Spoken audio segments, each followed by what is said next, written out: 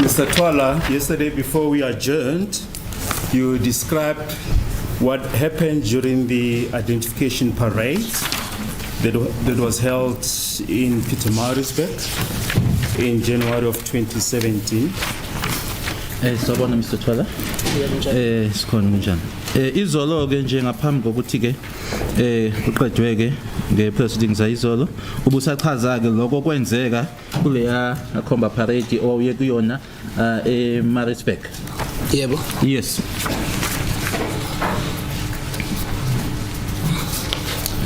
You testify that you pointed out a person who had similar features as suspect number 1 Ushilo ke who was ukuthi in the house.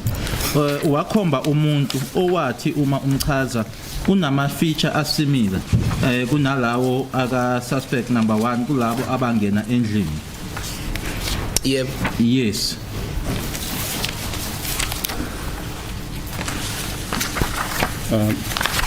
If one looks at Exhibit T1,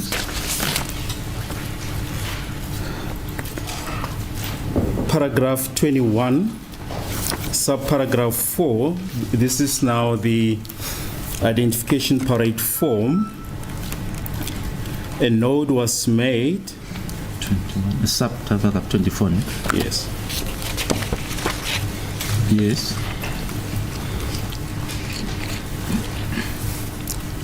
To the following effect, looks like the one in front that had like the gun. He had the same features as well. He was present when Senzo Meyiwa was shot. Are you able to clarify that paragraph?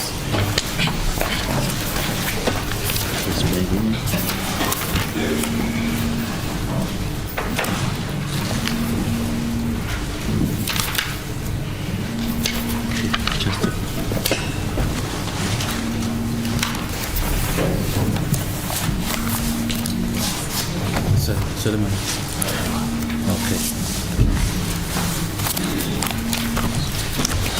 Lapha ke kubhalwe ukuthi ubukeka efana nalo ophambili owayephethe isibhamu unama feature afanayo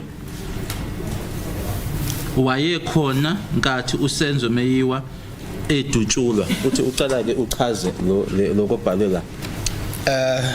Ukuchaza kwami ke ukuthi njoba ngiye ngasho ukuthi ngesikhathi bethi angibheke lawo muntu ngambheka and then umbuzo abasibangibuza wona ukuthi akekho yini engimfanisayo noma mhlambe engimbonayo. Okay.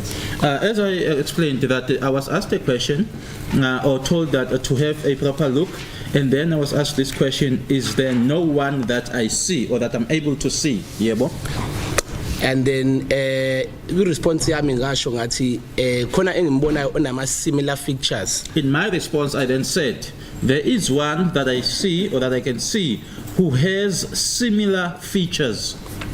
And then from lapho sengiqedile laba sibangibuza khona ukuthi imuphi loyo ngase ngakhomba lo muntu engimkhombayo. When I was done, they then asked me which one is it. I then pointed out the person that I was pointing out. And emva njengoba ngisho ukuthi emva kokukhomba lo muntu ngabona sebemsondeza sebengithatha bengibeka eduze kwakhe sekushuthwa izithombe, and immediately njengoba ngishilo futhi immediately kwenzeka lokho ngabiza ubaba or ngizothi. Okay. And when that happened, I then saw them bringing the person closer, taking me closer to the person, and then taking pictures. That is then when I called. I called, I think, Kagwi lead investigating officer, Mr. Kinidi Gamchela. Lo muntu angisho ukuthi uyena ngithi unama similar features nalo muntu owayesendlini owayehamba phambili angisho kodwa ukuthi uyena. I called the lead investigator, Mr. Kininda, and informed him that this person that I'm pointing out, I am not saying that it is him, but he's got similar features as the person that was in front, that was in the house and who was in front. I-response yakhe kwaba ukuthi noma ngasamkhumbuthi ukuthi wayebeke kanjani kodwa washo ukuthi no siyakuzwa nathi siyakuzwa ukuthi uyashutha kuyena. His response was, although I am not able to put it specifically as he said it, but he said to me, no, we do hear you that you are saying it's not him.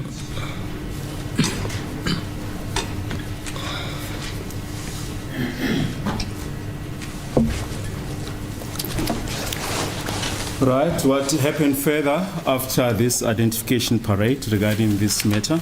Kwase kwenzekani ke emuva kwalokho mayelana necala leli? Hayi angiphindanga ngezwa lutho ayikho into esekenzeka abakaze basho lutho bese ngiyibona manje la enkantolo. Nothing happened. They never said anything up to the stage when I then saw it in court.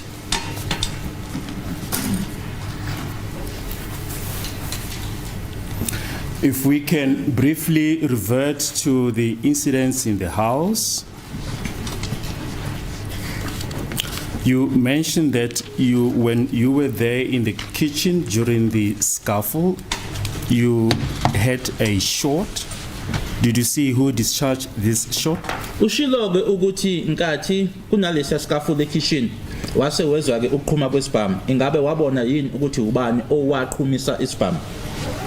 Noma ngeke ngize ngisho ukuthi ngabona ukuthi ubani waqhumisa isibhamu kodwa iscuffle sasi between uSenzo nalo muntu ayiphethe isibhamu. So wayiphethe isibhamu obviously ukuthi uyena waqhumisa isibhamu kumina. Although I won't be able to say specifically as to who discharged the shot, but the scuffle was between Senzo, that is now the deceased, and the person that had the firearm. So most definitely the person who discharged the shot was the one who had the firearm. Did you see where the shot that was discharged struck?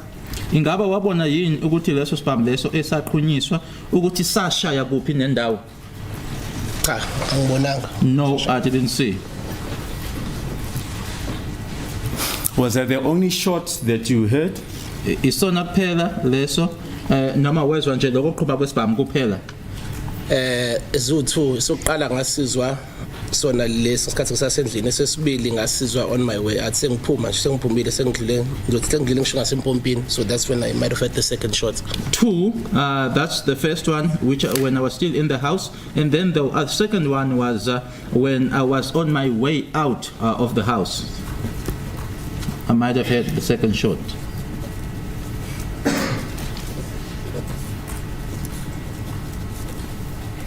And so where precisely were you at that stage? Wawuphi nendawo ngaleso sikhathi leso? Ngaphandle if mhlawumbe ngizokhombisa ngeyithombe just musuzodlula ngasempompini odlula empompini la. I was outside, but if I were to show you using the pictures, just as I was about to pass the tap. I'll show you photo 6 of Exhibit D.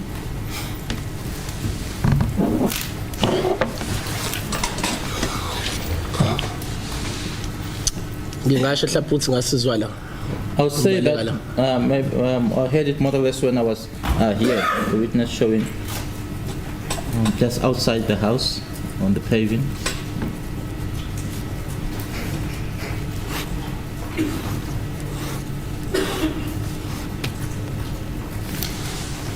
So how many shots in total did you hear? Ukuqhuma kwezibhamu ke owakuzwa wayizwa izibhamu qhuma kangaki? Ngathi 2. 2.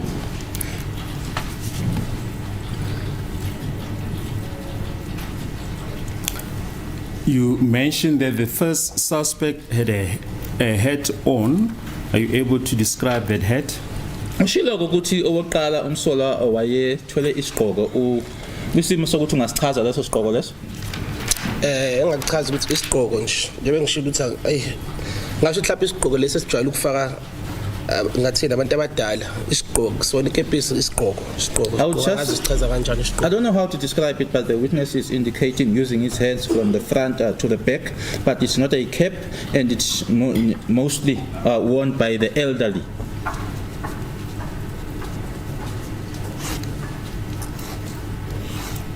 Sorry, are you saying it has a brim? I don't know what is a brim of a hat in Zulu. Mr. Interpreter. Because when he describes it like this, if this case goes anywhere else, They are not present. Is it a brim? So you know what a brim would be in isiZulu, my Hey, lord. my lord. Who knows But what I'm a sure what you brim understand. is in Zulu? I'm sure it's a brim.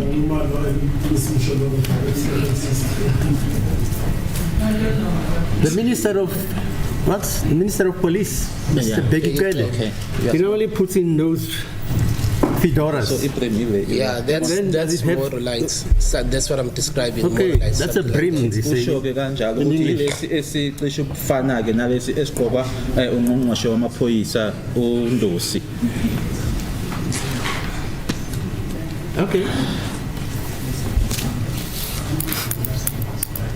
Yes. You say may- something. Sorry, Susan. No, I thought your colleague wants to say something. My lord, also I've got a problem that the explanation for the head did not come from the witness, my lord. No, look, he demonstrated it. It's not coming from me. Uye wangibonisa ukuthi injani le. njengoba ngishilo ukuthi sime kanje You see, kujwayele it's ukugqoka not abantu me. abadala so It's him. it's more or less lento ayisho Now I'm ngisho saying- uyangisholo but nami uthi bengathi ngizosibeka kanjani. It's more or less what the court is saying. I'm not saying the court is speaking on my behalf, and the witness also added again that it's worn by the elderly. And I was just explaining that when he demonstrates the brim, singa, and sipha abantu abadala. If it goes anywhere, this record is useless unless you explain what he is demonstrating. Unless you, Ms. Msholo, you say I'm wrong. No, my lord. Okay, fine, thanks. You mentioned that alcoholic refreshments were purchased at a nearby tavern.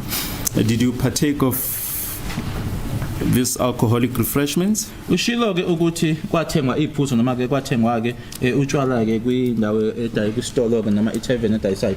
Ngabe nawe waphuza yini kulobo tshwala lobo? Yebo ngaphuza. Yes, I did. Yes. What did you drink? Waphuzani? Ngangiphuza Yantis Gold. I was drinking Maken. Hunter's Gold cans. I think 330 or 340. I think it's Lamancane. 330 or 340, the small ones. And how many did you drink? Waphuza amangaki? Ngaphuza 2 elesithathu lalivuliwe. I Lesikhathi drank kwenzeka. 2, but the third one was open when the incident occurred.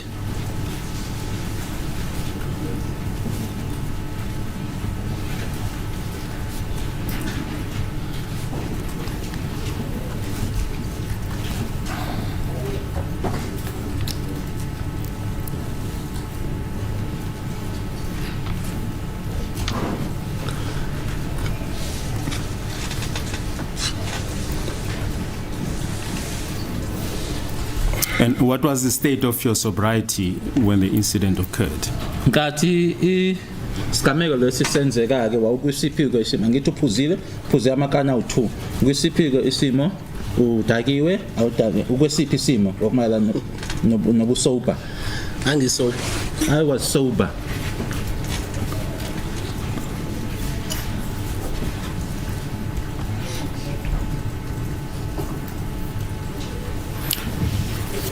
And earlier on in your evidence, you did mention that Kelly's mother did serve you a meal. Is that correct? Ushilo ukuthi uma kaKheli waniphakela ukudla. Yebo. Yes.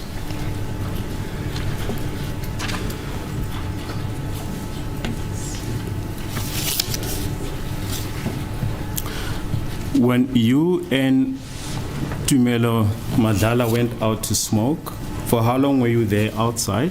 Ngathi wena noTumelo niphuma ke eyobhema uTumelo ngaphandle. Nani ngaphandle isikhathi esingakanani?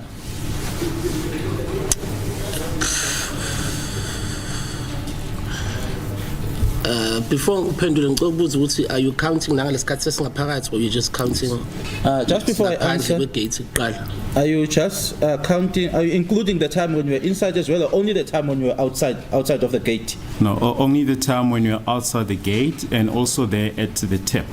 Ngalesikhathi ningaphandle egatini nangalesikhathi nisempompini. mhlambe ngasho ukuthi roughly ngoba kwaphuma nosenzo sakhuluma naye mhlambe roughly 20-25 minutes 30 lapho. Roughly 20, 25, 30 minutes because even Senzo came out and we had a chat with him.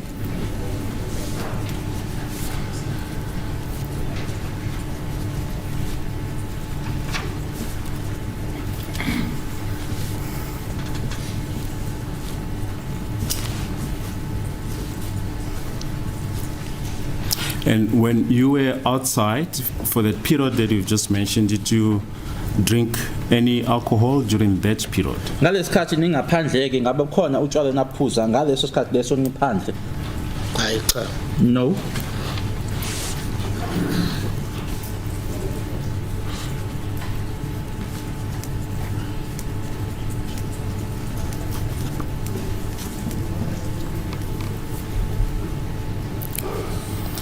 Yesterday you mentioned that at some point you re-entered the house and took up the same positions as before. Ushilo ke izolo ukuthi nase nibuyela ke endlini ke nahlala ngaleyo ndlela leyo enanihlezi ngayo ngaphambilini. Yebo. That's correct. And then the two persons as we described then enter the house. Wasusho ukuthi kwasengena ke labantu ababili. Yebo. Yes. What was the time lapse, or after how long, having re-entered the house, did the two persons enter the house? Kusemuva kwesikhathi esingakanani ke ningenile uma senibuyela ngaphandle ukungena kwalabo ababili? Noma ngasakhumbuli kahle kodwa ngasisona isikhathi eside kakhulu. Although I can't remember properly, but it was not that long a time.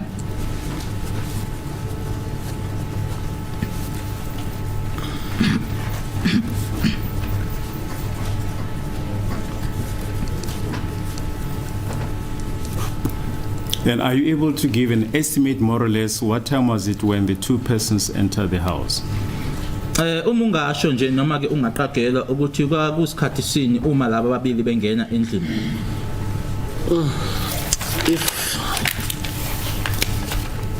If bengayibopha kodwa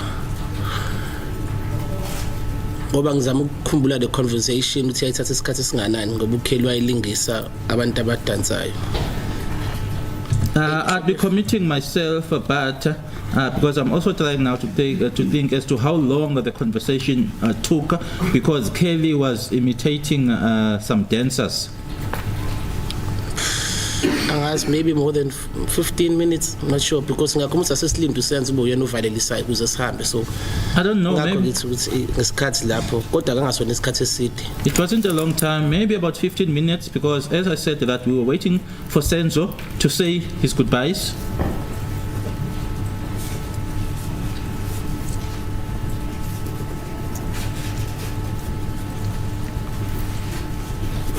And yesterday you testified that everything happened fast. Are you able to say what the duration of the whole incident was? Ushilo ke izolo ukuthi konke kwenzeka ngokusheshsha. Ingabe ungasho yini ukuthi isigameko lesi sisonke sathatha isikhathi esingakanani? Shuthi estimated from ukusuka to mina ngiphuma ngaphandle eminyango. Ngizama ukuzwa. Exactly, the witness want to find out Yes. this is exactly what they're referring to. Yes. Less than 5 minutes akushesha. Ngaphansi nje kwemizuzu emihlanu, it was quick. Yes. We were referring now to the time when the two suspects entered up until you left the kitchen. Yes. Yebo, sure.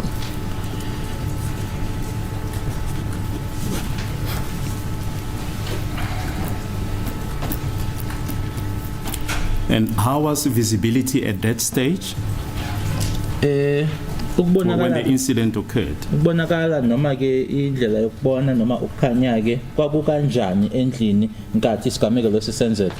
Hayi akakhanyi indlela. The TV ay on nama lights ay on, kitchen kwaku on. There was visibility in the house, the TV was on, the lights were on.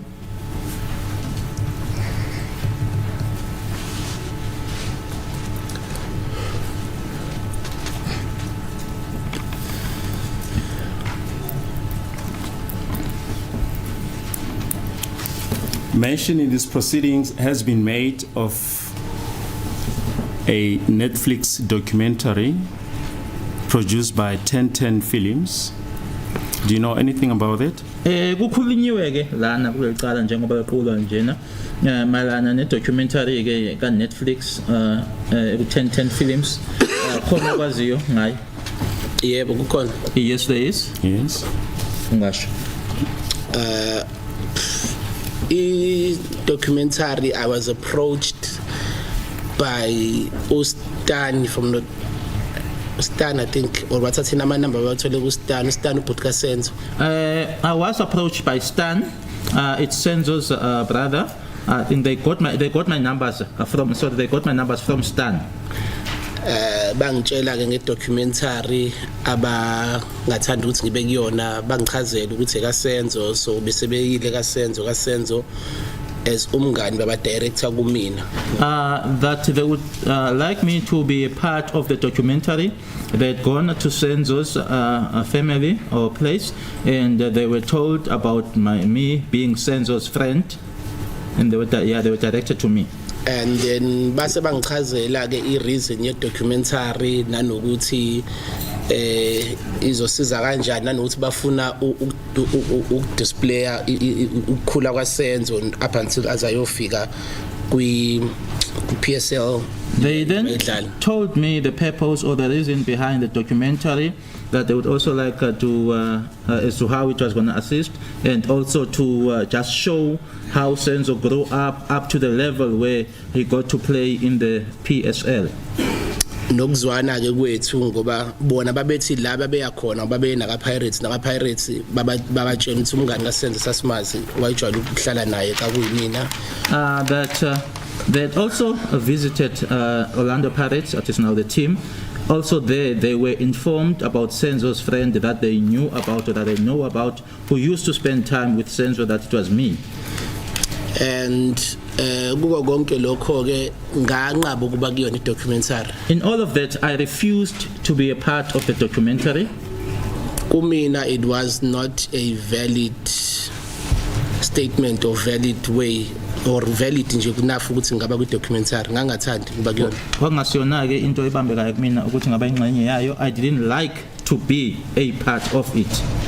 Mainly because ngike ngaba ne bad experience before when it came to izinto ezifana ne media kanje abantu abangicela kanje ukuthi ngibe kwinto ezosiza uSenzo kwagcina sekuyimina futhi umuntu omumbi. Mainly because I had a bad experience with regards to the media, where I had also been approached in something that had to do with Senzo, and I ended up being the bad person. Ba approach anommeli after sengiqabile okwesibili okwesithathu bangifikele ekhaya. Okay. They then approached my legal representative the second time when I had refused, and then the third time they came to my parental house.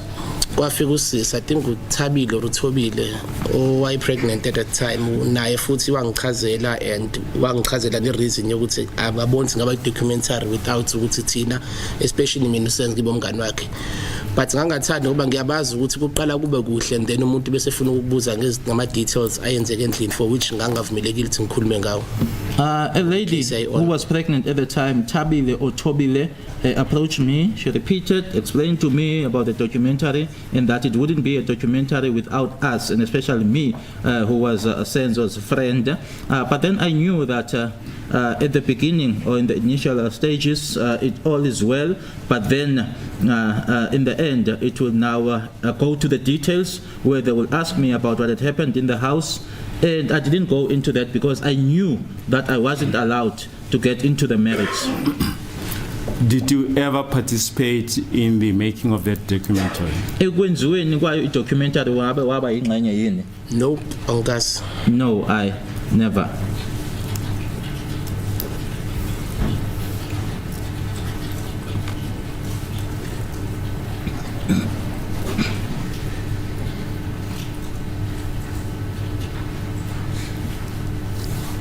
You have just mentioned that you had a bad experience with the media about the deceased Mr. Senzo Meyiwa. What are you referring to? Ushilo ke noma uqeda ukusho ke manje ukuthi une bad experience ne media mayela ke naloko okuhlanganisa uSenzo ubusugcina kuba wena umuntu omubi, ukhuluma ngani?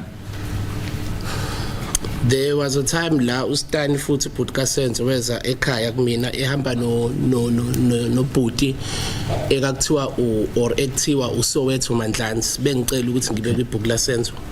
There was a time when I was approached by the very same gentleman who is Senzo's brother I referred to as Stan, who was in the company of Mandlana Soweto Mandlana, where they were Mandlansi, where they wanted me to form part or to be a part of a book that they were to write about Senzo.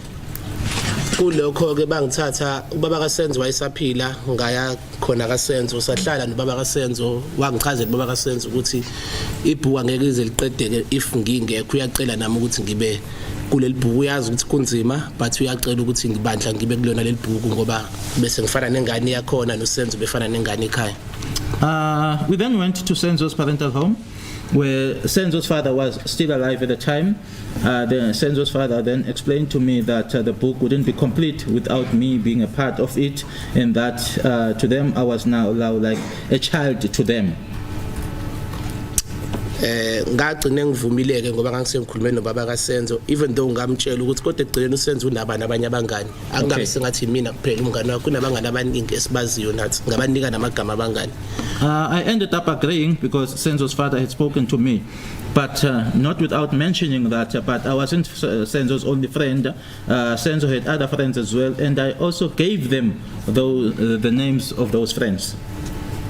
Okay, all in all ngakwenza ke ngayenza idocumentary, but izinto engangiyikhuluma nezinto ayengibuza zona uSoweto mase seyisebhukini sekushintshile sekwenye into. Okay, I ended up then doing the documentary, but then the things that I was saying, the things that I mentioned, and the questions that were posed to me by Soweto, when now the book had been written or was completed, now those things had now changed.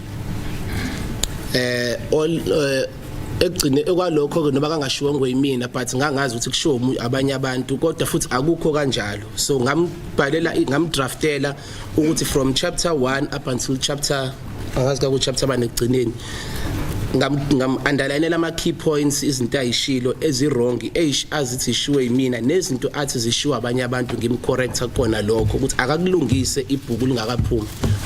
My Lord, I then pointed out certain things because those things from a certain chapter 1, I don't know which chapter, at the end, and also highlighted those that he had to rectify that he alleged to have been said by myself and other people before the publishing of the book. Because ngangibona ukuthi ipublic izoba ne-information wrong, but ke yena wagcina ngakwenzanga ke lokho wagcina ethi uzokwenza uyangizwa wagcina ngakwenzanga lokho waze walikhipha ibhuku la publishwa. Because I could see that the public would then have this wrong information, and he then said to me that, okay, I hear what you're saying and I am going to do it. But he ended up not doing it, and the book was published without those being rectified. For which ngabona ukuthi on his part wayondika February. Okay, because my Lord, it took me about, that was wrong of him, and it took me about 2 days to read the book, and then on the 4th day I then sent him my consents. It was in January, and the book was going to be published at the month end of February. Yeah, all in all wagcina ngakwenzanga lokho ngase ngimvulela icala lakhe for lokho. All in all, he ended up not doing that, and I opened a case against him for that. So ke Netflix ke kumina ngangasaboni ukuthi ngangasiboni izathu sokuyenza noma bekuthiwa babengiheha kanjani ngangasiboni izathu. Netflix, I saw no reason to be a part of it, no matter how much they then asked me.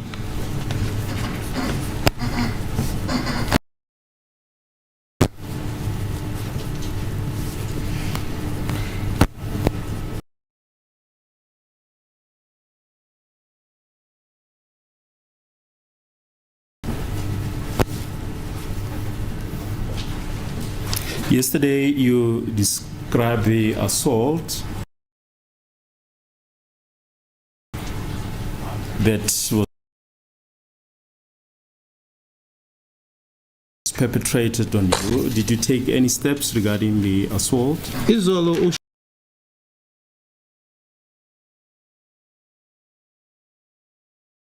Shilo ke noma wakhuluma ke ngendlela owashaywa ngayo ingaba ikhona yini inyathelo owayithatha mayelana naloko kushaywa lokho? Yebo zikhona. Yes there were. Yes.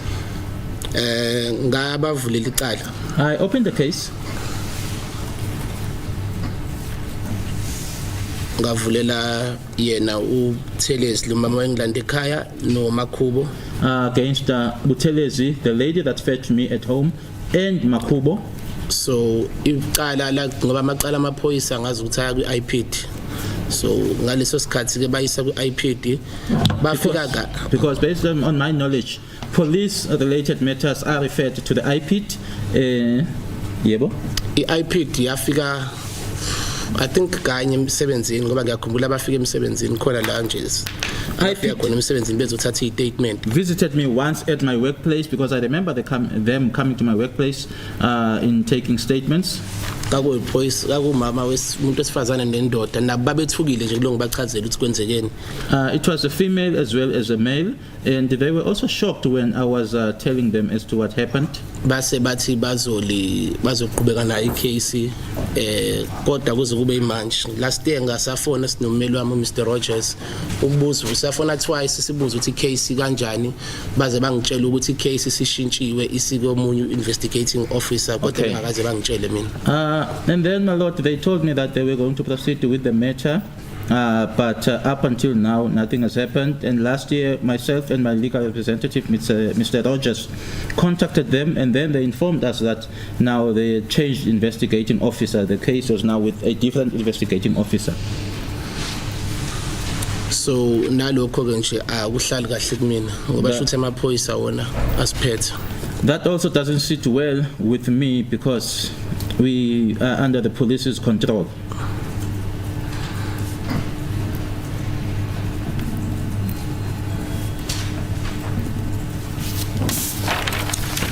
Thank you. You mentioned the deceased brother, whom you say it's Senzo Meyiwa. Did you see him during the period after the deceased was shot? Ukhulumile ngomfowabo kaMufi uStan noma uStan. Ingaba ke emuva kokuthi uMufi wadutshulwa uke wambona? Yebo ke ngambona kaningi. Yes, many times. But in that week, did you have contact with him in the week in which the deceased was? Kuleliya viki leliyana ashona ngalo ke uMufi wambona yini? Yebo. Yes. Can you just briefly describe the circumstances? Awuchaze nje kafishane nje kafishane. uSenzo washona kuyiSunday. It was on a Sunday when Senzo passed away. uStan wafika eGoli on a Tuesday. And Stan arrived in Johannesburg on a Tuesday. Ehamba no kwafana afike nobaba wakhe kwasho ukuthi ubaba ke wakunezinto eziningi akufana zenze eThekwini nabantu ababefika kuyena. He was supposed to come together with his father, but it so happened that the father had to attend to a lot of matters in Durban and also people that were coming to him. Sorry. Wafika ehamba no Bongani khona umngane ethi kuthiwa uBongani. He came with Bongani. We have a friend called Bongani. Umlangeni. Mlangeni. Ngakhumbula sabalanda balanda airport with the company I think yamaphoyisa. Remember they were fetched at the airport together in the company of the police. Because uSenzo ke sasisimuvile eButilong to i-government mortuary which was eGermiston if I'm not mistaken. Sahamba sayi Germiston to identify umzimba kaSenzo. Because Senzo had been moved from Butilong to a government mortuary in Germiston, so we went to Germiston mortuary to identify Senzo's body. Yes, thank you. That will be sufficient. Uthi kwaneleke lokho. Okay.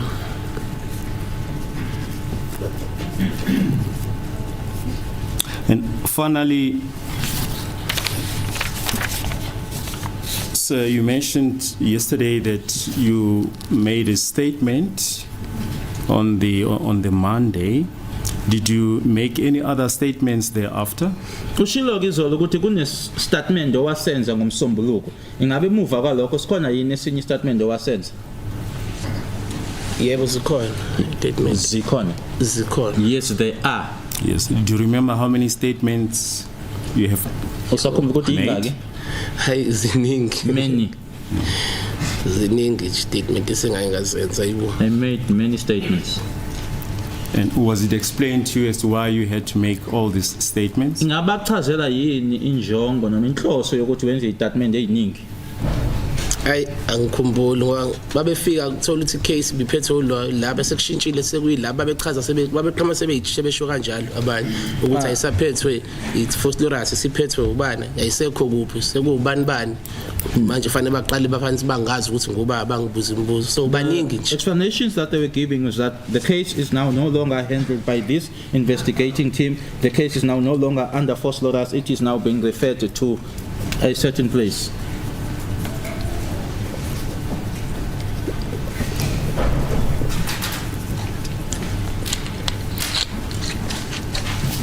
Thank you, my lord. These are the only aspects we wanted to take up with the witness. Hello?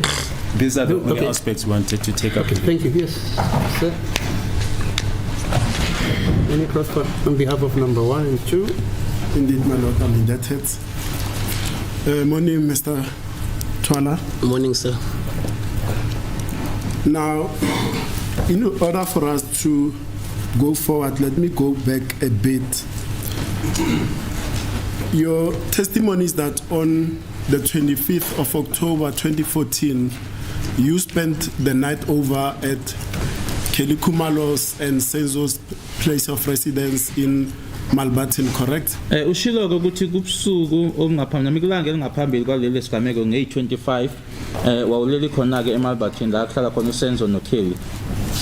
Yebo. Yes, Kunjani? that's correct. And the people that slept at that place were yourself, Senzo Meyiwa, Kelly Kumalo, and Zandile Kumalo, correct? Yilabo ababizayo abantu ababeleli khona lapha eMalbatin, angithi? Yebo. Correct. And before you went to bed, were you at some stage during that evening accompanied by other people in that household? Ngaphambilini kokuthi niyolala ingaba babe khona yini abanye abantu ababe khona lapho ngaphambi kokuthi niyolala? Yebo, Yes, babekhona. they were. Explain the circumstances around you meeting those people and perhaps if you know them and their agendas. Awuchazeke ukuthi kwenzeka kanjani ke ukuthi uhlangane nalabo bantu labo nokuthi futhi kwaku abantu kwaku abesilisa abesifazane. Kakuwe wesilisa nowesifazane angizange ngize ngikhulume nabo angizange ngize ngababona kodwa angizange ngize ngibe ne-interaction nabo bemele futhi bahamba bona so angizange ngize ngibabone nje It was a yazi male- kodwa ukuthi kakuwumuntu wesilisa nomuntu wesifazane. It was a male and a female. I never interacted with them. I just saw them standing there and then they left. What I want to get at, and I'm just polishing on this point, is that was the male person that you saw that night Longwe Twala? Engifuna nje ukwazi ukuthi leyo muntu lowo wesilisa kwakulongwe twala. Hayi angikhumbuli ngifuna uqama ngikhumbuli ngacathi ngangizobona sikakuyena ngoba ngakusasa ngambona so angazi angikhumbuli nje ngikhuluma naye njengoba ngisho ukuthi waye kude kunami. I don't remember, and I also think that if it was him, I would have been able to recall because I saw him the following day, but I don't remember, I don't know. And as I said, that he was at a distance from me, and I never spoke to him. Okay, let's now move to the incident of the 26th of October 2014. Your testimony is that in the morning of that day, you, Kelly Kumalo, Senzo Meyiwa, and Zandile were supposed to go to a party of Roy Mahamud's, correct? Ushilo ukuthi labantu ababalile kwakufanele ukuthi niye partyini kaRoy. Yebo. Yes. And if I understood your testimony correctly, is that you did not arrive at that venue, correct? Kodwa ke anizange nize niyofika ke khona. Yebo, Yes. qiniso leyo. Now, Zandile Kumalo testified in this matter, and on this aspect, she testified as follows: that indeed you went to that venue where the go-karting event was going to be as part of Roy Mahamud's party. Kobakheke ubufakazi uZandile uthe naya ke la i-go-karting yayizoba khona ke kulungiselela yona ke iphathi kaRoy Mahamudza. And when you got to that venue, Senzo Meyiwa got out of the car, and it is when that they realized that the preparations for the party were not ready, and thereafter you then went to Dorothy Nyembe Park. Uma nifika khona lapho ke wase uSenzo ehlake emotweni ila khona ke kwatholakala khona ke ukuthi cha ukulungiselela yona ke iphathi leyo kwangekaqedwa nase nihamba ukusuka lapho niya eDorothy Nyembe Park. Angikwazi mina ukusho lokho kwazandi angazi kodwa engikushoyo mina ukuthi azange size sifike kwiphathi. I cannot say that which is said by Zandi. I don't know, but what I'm saying is that we never reached the venue of the party. Njoba ngishilo ukuthi sangena kwinto engathi mall or complex, sangena eWimpy, sathenga ukudla, sasuka from eWimpy sa drive back to Soweto. As I said, that we drove into some sort of a center or a mall. We went to Wimpy, we bought food, and we drove to Soweto. Asikaze sifike nje lapha. We never reached the venue. Now, at that venue, Dorothy Nyembe Park, your testimony is that you were made to sit in a tent in a VIP section, correct? Ushilo ukuthi nanhlezi ethendeni ku VIP section. Yebo ngisho kanjalo. Yes, I said so. That's true. In that VIP section, did you drink alcohol that day at Dorothy Nyembe Park? Kuleya VIP section at Dorothy Nyembe ngabe naphuza utshwala ngalela la? Cha. No.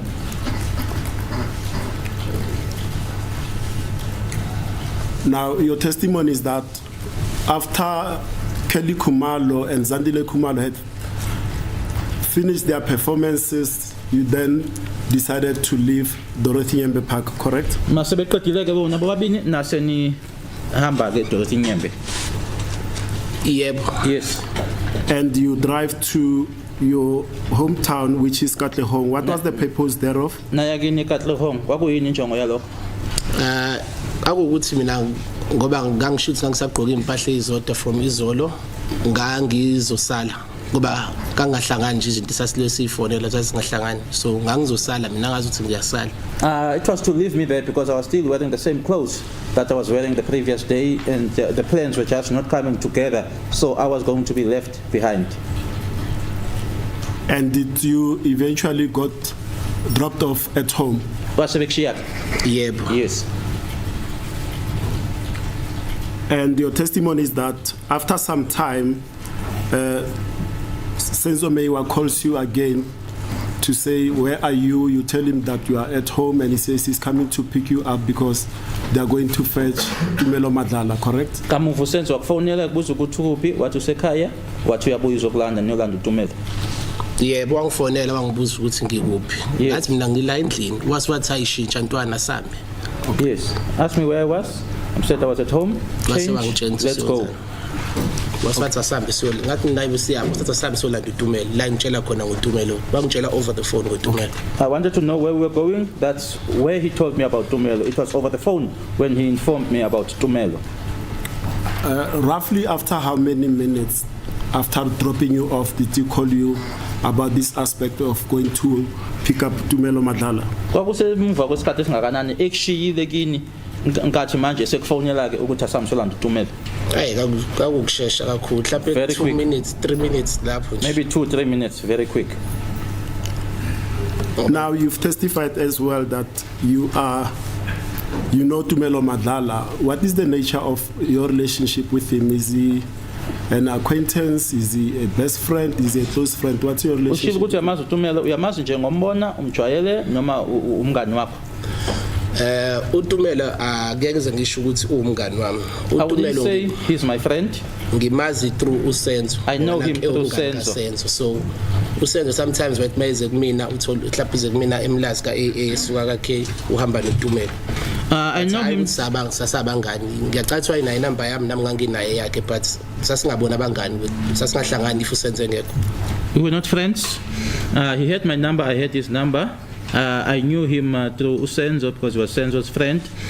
You would find when Senzo was coming to visit me at the AA section in Umlazi, coming from the K section, he would come in the company of Tumelo.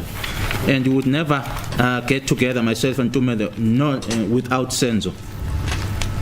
In your evidence in chief, you testified that Makhumalo and perhaps, you'll clarify that one for me, and perhaps Zandile Khumalo were using Tumelo Madala's crutches to assault the assailants or the suspect in the house, correct? Uzosho ke uma ngenza iphutha kodwa ushilo ukuthi ke uMakhumalo kanye naye uZandile babesebenzisa wona ama-crush kaTumelo ukushaya abasola laba ababili ababesendlini.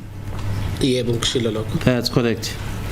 Now, from that aspect of your version, that will lead me to deduce that Utumelo Madlala was carrying an injury of some sort, correct? Okusho ke ukuthi uTumelo wayelimele. Yebo wayelimele. Yes. Can you, perhaps from your physical outward observation of Tumelo, what was the nature of that injury? Ngendlela owambona ngayo ke kwakuyini le noma wayelimele kanjani?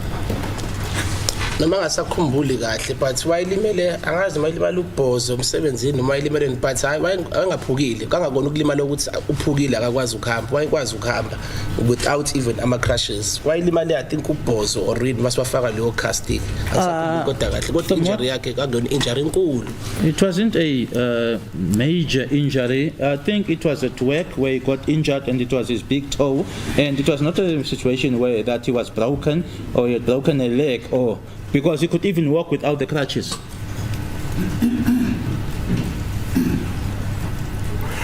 And now you pick up Tumelo Madlala from a highway somewhere in Spruitview or Vosloorus, and then you proceed to Makhumalo's house, correct?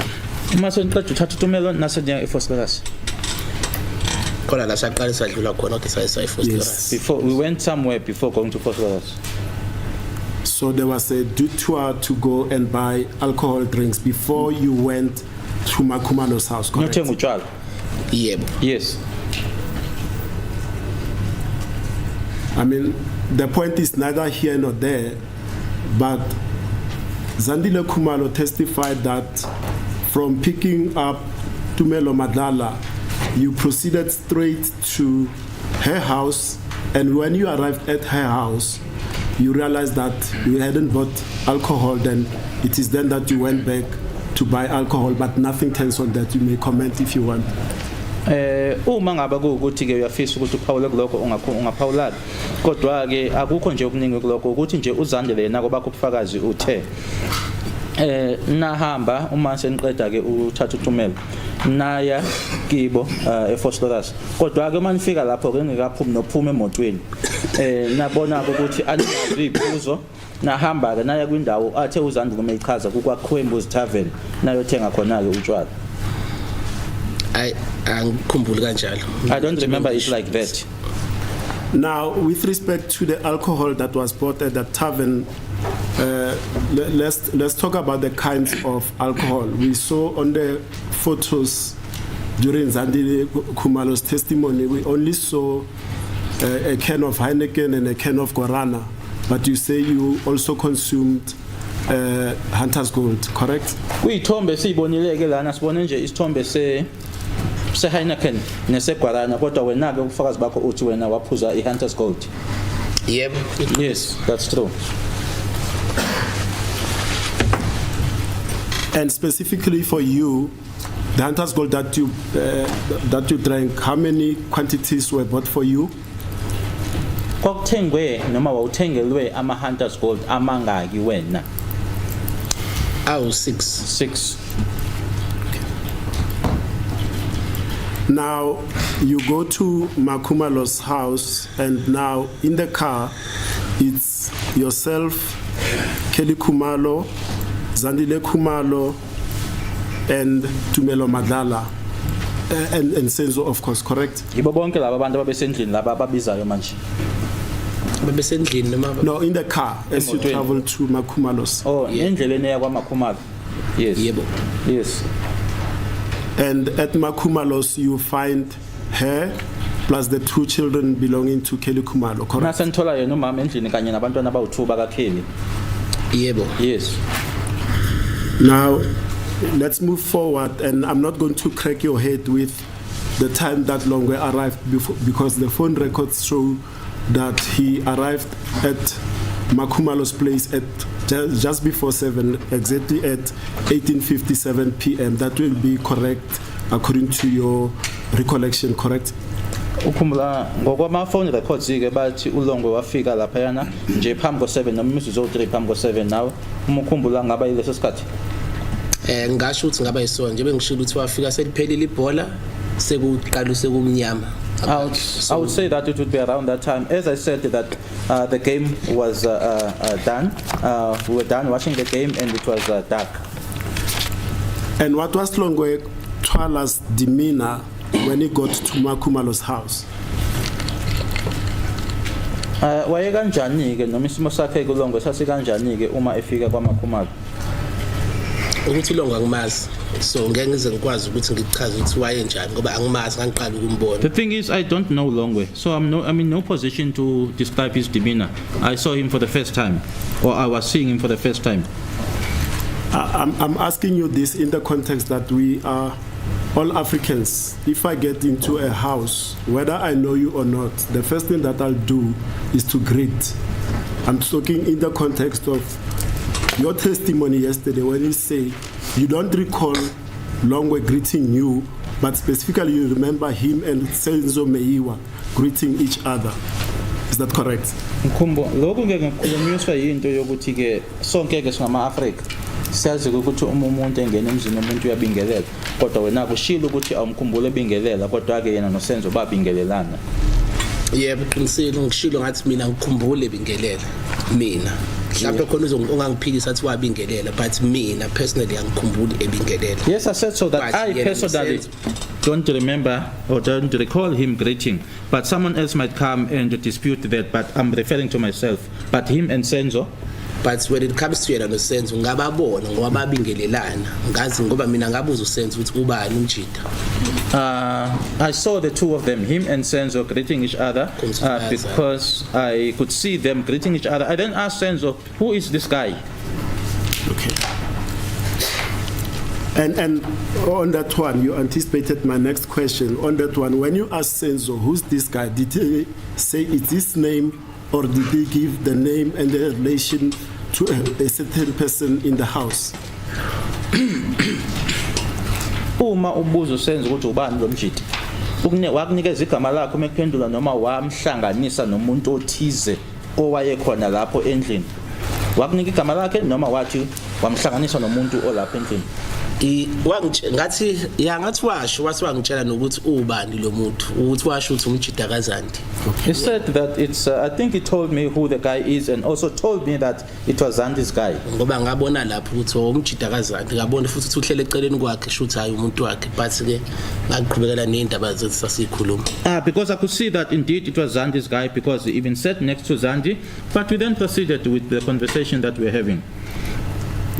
Now, on a question that was touched by my learned friend, Advocate Baloyi, I just want clearance on that one. How long after Longwe's arrival did the two suspects then arrive in the house? Kwakusemuva kwesinkathi esingakanani ke uLongwe engenile ukufika noma ungena ke kwalabasola ababili endlini.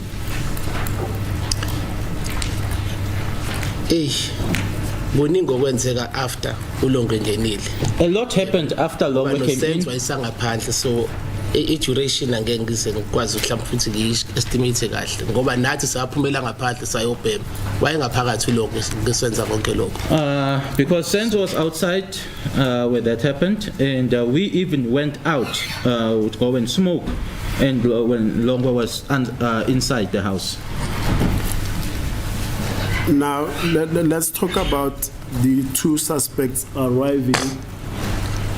And you say the first suspect to arrive was the one carrying a firearm, correct? Ushilo ukuthi oqala kulama suspects amabili ke okungena wayephethe isibhamu. Yebo kunjalo. That's correct. And this firearm from the first suspect, was it immediately upon entry pointed at the people in the house, or how was it held as he entered the house? Lesi sibhamu lesi ke ingabe wathi nje uma engena endlini wase ekhomba ngaso abantu abaphakathi endlini noma owayesibambe kanjani? Engingakusho ukuthi njengoba ngisho ukuthi ukungena kwakhe wangena emva kwakhela ngithi. So uma engena uKelly ebaleka eqhubeka mina ngakhuluma ukuthi ngangibuka uSenzo. Okay, as I said that he came in, or as he came in, he was behind Kelly, and Kelly ran, and then he proceeded, and then at that moment I looked at Senzo, yebo, ngase ngibuka yena ngabona ukuthi isibhamu lesi. and then I looked at ukuthi angene wayesisolvile ngazochaza kanjani, but wawusibona ukuthi isibhamu, but hayi ukuthi kakhona umuntu directly amkhombile ngaso. then looked at him and saw that this is a firearm, not that he had pointed it at a particular individual or person, but sort of swerved it, but I don't know how to describe that, but was swerving it, but I could see that it was a firearm. And just for brevity's sake, you see this first suspect with a firearm standing next to, remember from the pictures, next to the passage in the vicinity of the heater. Is that correct? Umbona noma onkathi umbona ume lapha epassage eduze nala okhombe khona ukuthi kwakune heater khona. Yebo. Yes. But at some stage, or at any stage during that incident of him with the firearm, did he at any stage point it at the people in the house? Ngabe sikhona yini isikhathi la lesi sibhamu lesi ayekhombe ngaso abantu laba ababephakathi endlini? Njengoba ngisho ukuthi angeke ngize ngisho ukuthi khona umuntu ayemkhombile, ngiyacatha ngeke akhomba abantu aba6 ngesikhathi esisodwa. So obviously my khomba uzofanele akhomba umuntu. So njengoba ngisho ukuthi wayi12 isibhamu akekho umuntu directly ayemkhomba, but ngasibhamu sabonakala kumina ngasibona bese sinaka right. There is no way that you would be able to point 6 people at the same time or at once. So if he was pointing, he would have been pointing to a particular person. But as I said, that he was swerving it, and I saw the firearm. Then your testimony is that that first suspect then demands money and cell phones from the people in the house, correct? Wasefuna imali nama cell phones. Yebo. Yes. In what language was that demand for Ngaluphi ulimi? money and cell phones made? Le ngicela ukuthi ngichaze kahle. May I explain that well? Iyakuthi umuntu owangena endlini wafuna money and cell phones, which is igama lesi ngisibambe. The person that came into the house said money and cell phones, which is English. Kodwa ukusho kwakhe wakusho ngesizulu.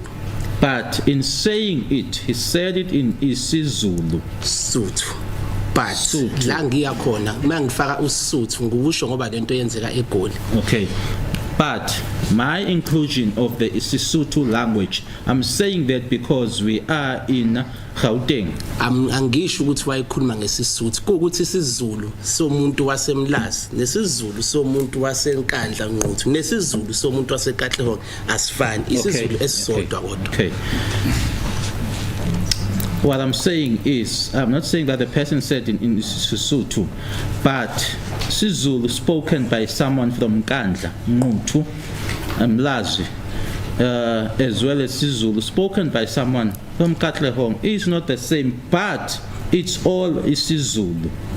So ngime lapho. That's where I'm standing. I'm pausing. So it's I don't even going to belabor that point. It's a matter of accent. Accent pronunciation, you can say so.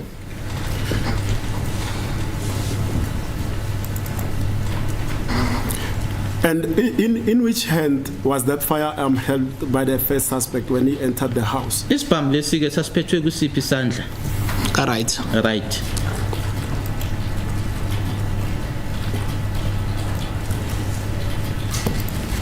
And besides those words, the demand, cell phones and money, did he use any swear word or an expletive? ayikhona yini inhlamba eyasetshenziswa kulo cell phones and money? Cha ngikhumbula. No, I can't remember. And what was the tone of his voice like when he made that demand? Tone your voice here noma iphimbo lakhe noma ivoice yakhe ke yayikanjani inkathi esho lokho? Understand ke. I don't understand you.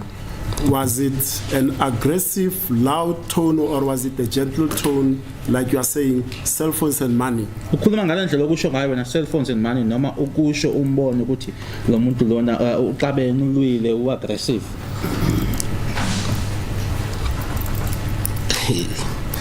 Ngiyacabanga ukuthi ngingasho ukuthi aggressive noma ke aggressive mhlawumbe uzoba derogatory yangazi but again akuyona umuntu owafuka athi hey mafoni wakusho nje na kahle ngakusho so uzoba in between aggressive and soft tone. I was but between, obviously umuntu ayifuna into la engayona yakhe so wayengekazi ahleke vele. I was between aggressive and soft tone because he said it and I could hear it and could hear that this was someone who wanted something that wasn't his, so there's no way that the person would be laughing. Now, as he makes those demands for cell phones and money, did anyone from the house respond verbally to that demand? Kulabo ke ababesendlini ukhona yini owaphendula kuloko? Cha. No. Now, would I be correct to say that when you saw the firearm, like you said, you could see now with the firearm that the situation is serious from your earlier perception that this was a joke, but when you saw the firearm, then you knew the seriousness of the situation. Were you scared at that time? Ushilo ukuthi ngaphambilini wawucabanga ukuthi ijoke, kodwa ke musubona ke isibhamu la ubona khona ukuthi ku serious lokho. Ingaba lo ngaleso sikhathi ke manje uma ke usufikelela kulokho ukuthi ku serious manje ngaba wawusaba yini? Yebo ngisaba. Yes, I was scared. And would it be correct to say also that you testified that you entered into a trauma mode and you were shocked as well? We took the foot. Yebo. Yes. And also that the events that were transpiring were happening at lightning speed pace. Nokuthi kwenzeka ngokusheshsha. Yebo. Yes.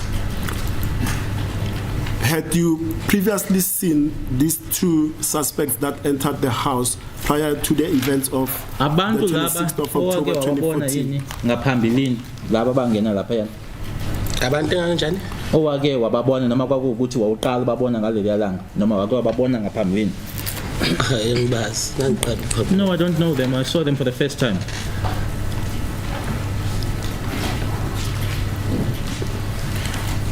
And then you say that the first suspect had a firearm. From which angle did you see the firearm from relative to where he was standing in that vicinity of the arc and the heater? The angle of the firearm? Yes.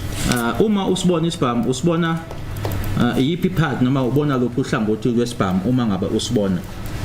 Relative to where you were seated on the couch, according to the sitting arrangements that you described yesterday.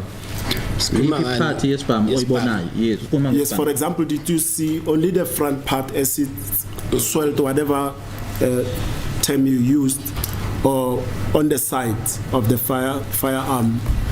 I would say that I saw a little bit of the front part. And do you recall what color was that firearm? No.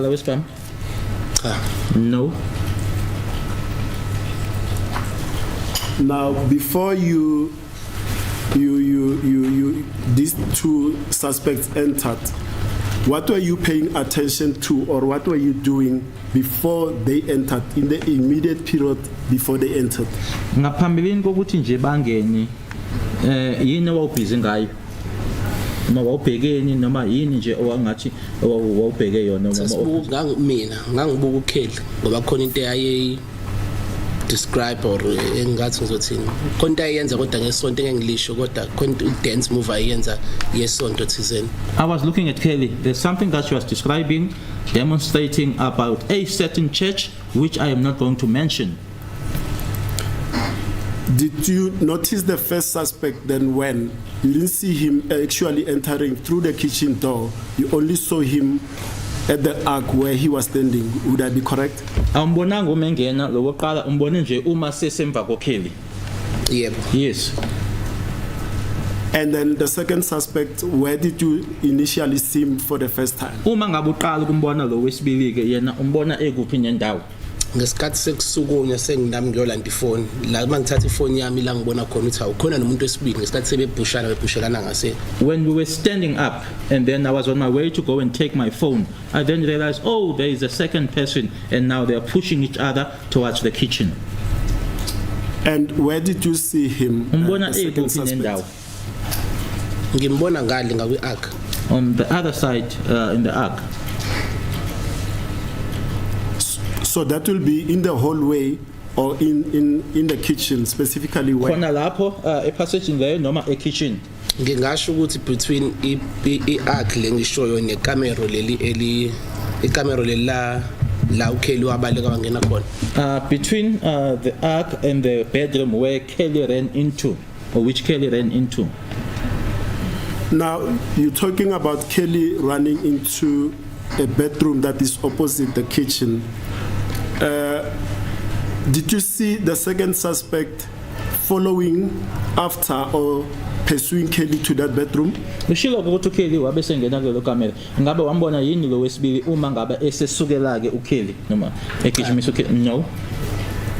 Now, also because you can't speak for somebody else, but I'll put it out there for the sake of record purposes. Zandile Khumalo testified in this matter, and with respect to that aspect of Kelly Khumalo running to that bedroom, she said that the second suspect as well followed or ran after Kelly, and Kelly managed to get into the bedroom, and the second suspect was trying to push the door open in which Kelly had run. Ngoba seke ubufakazi uZandile uthe uma ngabe uKelly esebaleka kulelo kamera ke lo wesibili ke naye wabe sesukela ke uKelly futhi ke uma efika lapho ke ephusha ke isicapha leso ukuthi sivuleke. Wakubona yini lokho? Hayi mina ngeke ngikhulume kakhulu ngalokho ngikwazi. I won't say much about that. I don't know. Now, but outside, let's talk about the outside without ambient lighting. Was there ambient lighting or was it dark outside? Ngaphandle ke ubusukhulumile ngaphakathi endlini ngeke ngikubuze ngalokho. Ngaphandle ke kwakukanjani ke kwakumnyama noma kwakhanya ngaphandle? Hayi kangekho mnyama ngibona sasome endaweni emnyama. It wasn't dark. I don't see us. I would imagine us standing in a dark place. Now, you testified as well that the second suspect was armed with an object that looked like a knife, a sharp object looking like a knife, correct? Ushilo ukuthi lo wesibili ke naye ke noma wayephethe into ebuka engathi ummese. Yebo. Yes. And let's be clear on that one, and I'm going to press you on that one. You know what a knife looks like, correct? Angithi uyawazi ummese ukuthi ukanjani? Yebo. Yes.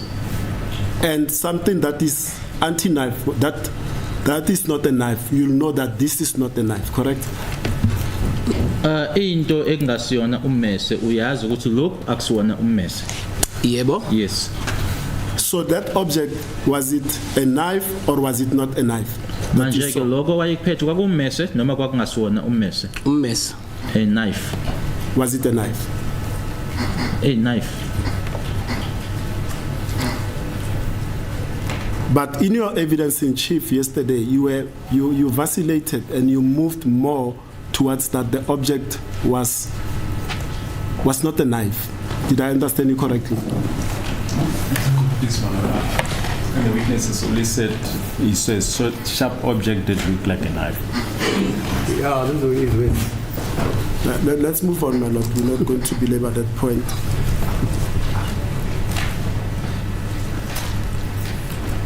And in which hand was the suspect holding that knife then? Ephethe kwisiphi isandla lokho okwakubukeka ngathi ummese. Hayi angisakhumbuli ke number 2. I can't remember number 2.